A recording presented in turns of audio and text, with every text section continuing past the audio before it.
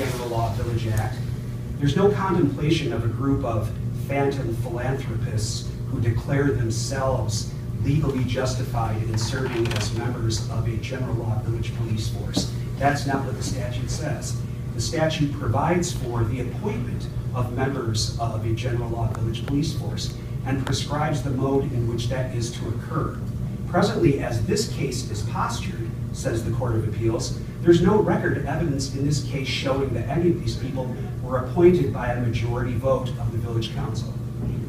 Therefore, under Section 13, subsection 1 of the General Law Village Act, they are not police officers and cannot avail themselves of the FOIA exemption.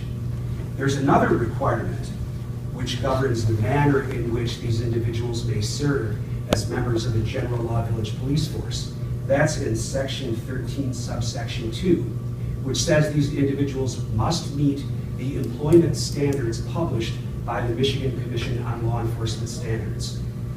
It's important to draw a very careful distinction here between this statute, which requires them to meet these standards, and another statute, the Commission on Law Enforcement Standards Act, which sometimes requires individuals to be certified by the state of Michigan as police officers.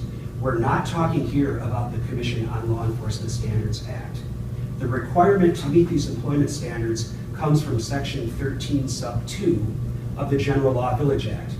I illustrated in our proposed amicus brief that there's at least one other example where the legislature has seen fit to require people with law enforcement authority to meet these employment standards. That is in Section 37 of the Private Security Business and Security Alarm Act, which requires private college security officers to meet these same standards. It does not, however, require them to be certified by MCOLs as law enforcement officers. That is the distinction that is important.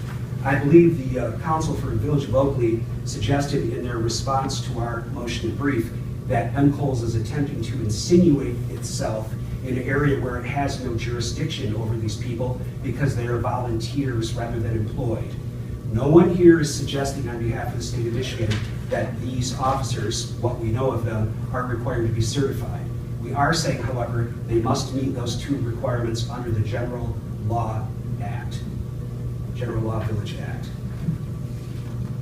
If there are no questions, Your Honor, thank you.